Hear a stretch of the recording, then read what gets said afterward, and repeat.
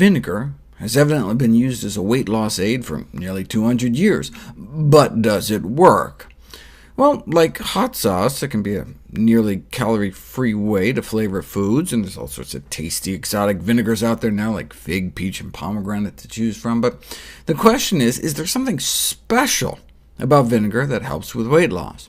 Vinegar is defined simply as a dilute solution of acetic acid, which takes energy for our body to metabolize, activating an enzyme called AMPK, which is like our body's fuel gauge. If it senses that we're low, it amps up energy production, tells the body to stop storing fat and start burning fat.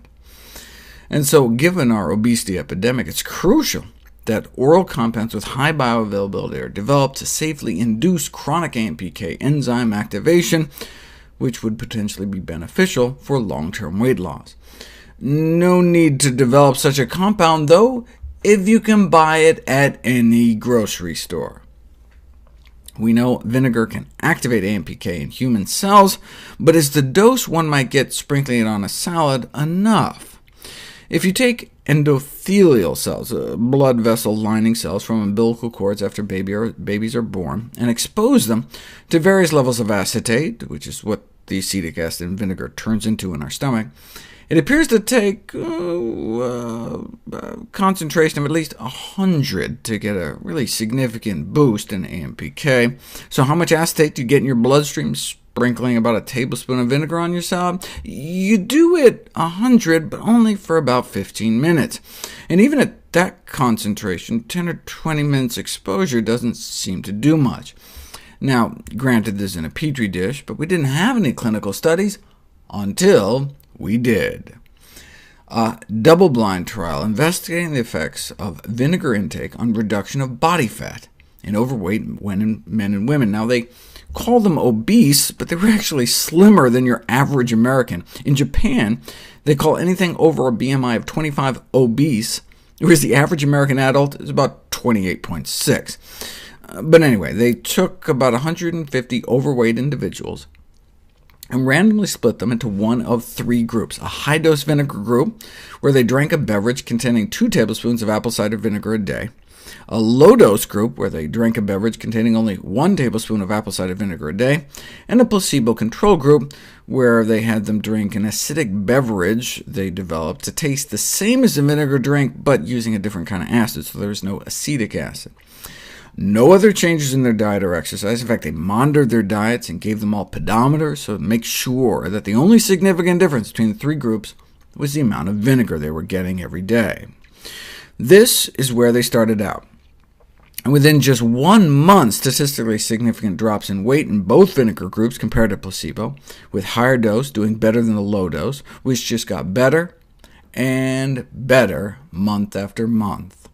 In fact, by month 3, the do-nothing placebo group actually gained weight, as overweight people tend to do, whereas the vinegar group significantly dropped their weight. Now, was the weight loss actually significant or just kind of statistically significant? Well, that's for you to decide. This is in kilograms, so compared to placebo, the 2 tablespoons of vinegar a day group dropped 5 pounds by the end of 12 weeks.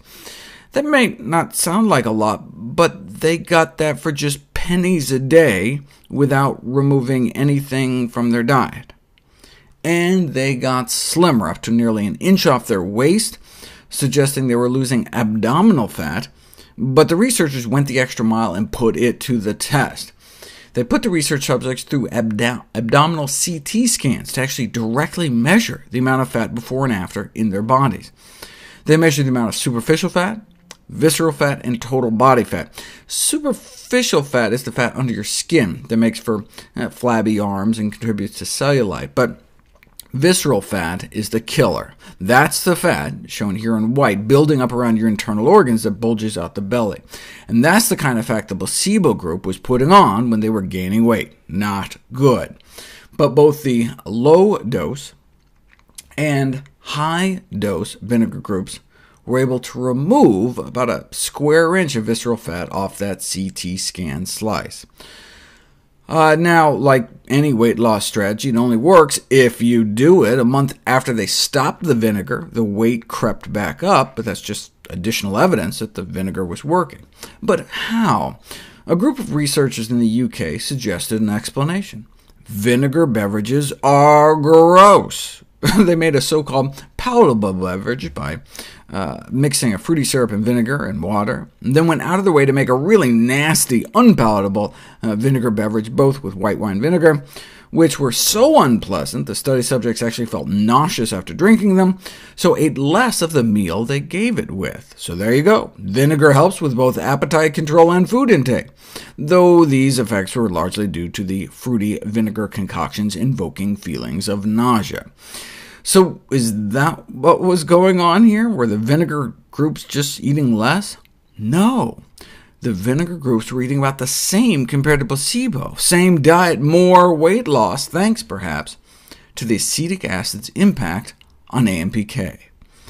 Now, the CT scans make this a very expensive study, so I was not surprised it was funded by a company that sells vinegars, which is good, since otherwise we wouldn't have these amazing data, but is also bad, because it always leaves you wondering if the funding source somehow manipulated the results.